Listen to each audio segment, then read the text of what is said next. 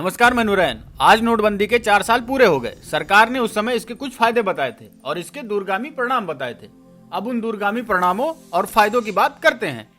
बीते 4 सालों में आपने कितना डिजिटल ट्रांजैक्शन किया ये आप खुद जानते हैं, बताने की जरूरत नहीं। लेकिन फिर भी 19 सितंबर 2019 आउटलुक की एक रिपोर्ट के अनुसार 2016 से 17 के बीच में 1013 करोड़ ट्रांजैक्शन हुए और 2018 से 19 में 3134 करोड़ डिजिटल ट्रांजैक्शन हुए।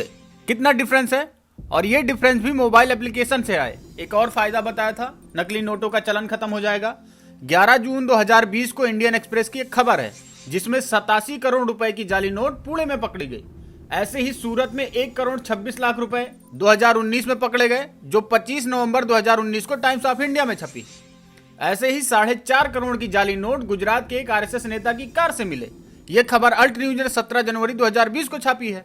ऐसे 2 या 3 नहीं, कई मामले जाली नोटों के नोटबंदी के बाद से आए हैं। ऐसे ही इसके कई फायदे बताए गए थे जिसमें भ्रष्टाचार, नक्सलवाद शामिल थे, पर प्रमुख रूप से उन 50 दिनों में इसके 50 तरीकों के फायदे में बदलाव आया था, याद होगा। अब आते हैं आंकड़ों पर। नोटबंदी के बाद जब सरकार से पूछा जाने लगा कि कितनी नोट वापिस आई, तो रिजर्व बैंक ये आंकड़ा देने में देरी कर रही थी, क्योंकि 99% से ज्यादा नोट वापिस आ गए थे। इसका मतलब है कि जो नोटबंदी हुई उसका असर काले धन पर नहीं पड़ा और जो काली कमाई होती थी उस पर कोई असर नहीं पड़ा। ये इतना बड़ा शर्मिंदा करने वाला तथ्य है कि इतना बड़ा फैसला लिया और उसकी वजह से कई लोगों को परेशानी हुई, लोग लाइनों में मरे और इसका अर्थव्यवस्था पर बुरा असर हुआ। नोटबंदी पूरी तरह विफल साबित हुई क्योंकि इसका असर ना नकली नोटों पर हुआ और ना ही भ्रष्टाचार पर। 2017 में रिजर्व बैंक ने बताया कि नोटबंदी करने पर मात्र 40 करोड़ नकली नोट पकड़े गए हैं, जो इस समय पुणे के नकली नोटों की राशि से कम है। ऐसा माना जा रहा था कि कम से कम 10 से 12 हजार करोड़ की नकली नोट होंगे, पर आए कितने? 40 करोड़।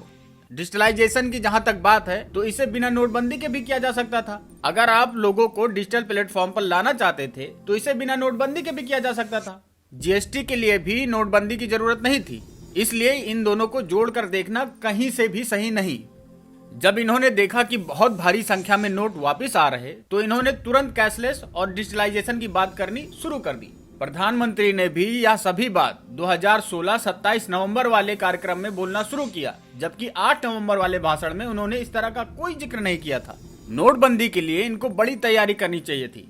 किस प्रकार लोग परेशान हुए, अगर इन्होंने इसकी तैयारी की होती तो इतने लोग परेशान न होते और ना ही इतनी जाने जाती। ग्रामीण इलाकों में अभी भी एटीएम की सुविधा नहीं है, इंटरनेट की कोई ठोस तैयारी आज भी नहीं है, इसलिए यह सब करने के लिए बहुत अच्छी तैयारी होनी चाहिए थी। पर यह जल्दबाजी में लिया गया फैसला था, इसलिए नोटबंदी को जल्दी कैशलेस से जोड़ा जाने लगा। कैशलेस तो सरकार तैयारी करके भी कर सकती थी, लेकिन नोटबंदी से जो दशा इकोनॉमी की हुई उसका फायदा कैशलेस इकोनॉमी से होने की बात कही जाने लगी। दोनों को जोड़ना नहीं चाहिए क्योंकि उसका जो नुकसान हुआ उसका अलग मसला है और ये बात खुद सरकार भी जानती है। वो खुद इस विषय पर चर्चा नहीं करते। तो आज के लिए बस इतना ही, मिलते हैं अगले वीडियो में। जब तक आप लाइक, शेयर और सब्सक्राइब कर लें।